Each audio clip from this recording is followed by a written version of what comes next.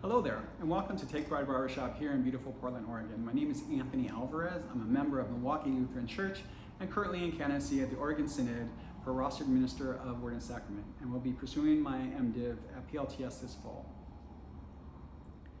In Nadia Bolz-Weber's book Shameless, she talks about reaching the people in the corners, the marginalized. She uses a great analogy about farms in the Midwest. When flying, have you ever looked out the window and noticed that crops make a geometrical pattern? There's a reason for this. Crops are planted in square blocks that create a grid. The irrigation system, however, is designed to water in a circular pattern, allowing the crops in the corners to wither. Why do they do this, you might ask? Because it's more cost effective to sacrifice the corners than to change the system.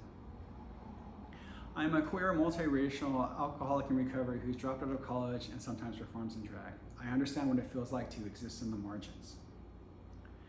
Declining membership, staying relevant in a post-Christian society are challenges faced not only by the ELCA, but religion as a whole. It's a harsh reality, but people have become disillusioned with religious institutions and are seeking their spiritual fulfillment outside of the church. A person can't develop in a vacuum. People need people. People need a community that nurtures and supports them. To paraphrase a line from The American President, one of my favorite movies, people are so thirsty they'll crawl across the desert towards a mirage, and when they realize there is no water, they'll drink the sand. We can do better than this. We have the opportunity to reach the edges. We have the opportunity to give people water. I believe the best way a pastor can accomplish this is to empower their congregation to be the bridge that carries the message of welcome to the community. If we double down on our stance of inclusion, it will create a nurturing environment, allowing people to exist and grow in a safe space. We have the opportunity to work in ecumenical partnerships with not only religious, but also non-religious groups, creating an inclusive community. In the coming years, we as a church need to take every opportunity to remind the world what it means to be Christ-like.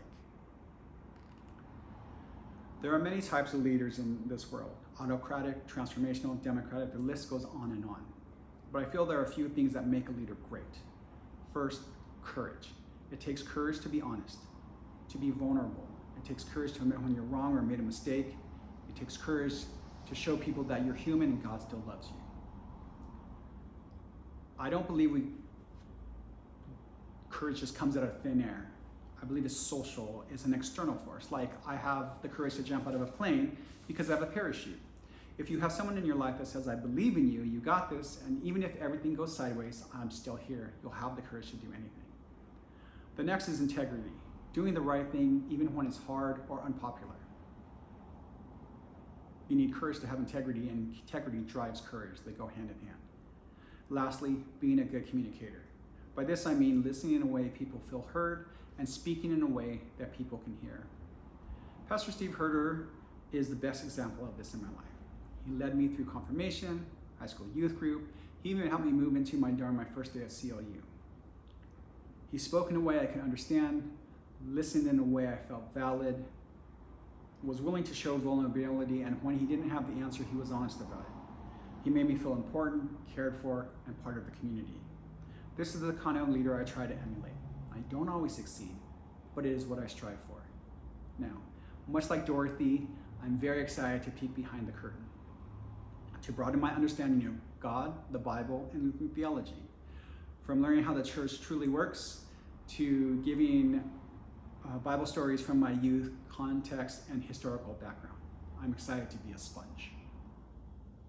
My mentor and accountability partner, Pastor Jesse, gave me my very own LBW last year, and after geeking out about it for way too long, he may have referred to me as a Lutheran nerd. I am. I love our church. I'm not a cradle-to-grave Lutheran, but I am a lifelong Lutheran. And it is my hope through this process I can grow and learn and become the volume for the message. My name is Anthony Alvarez. Thank you for taking the time to watch this video.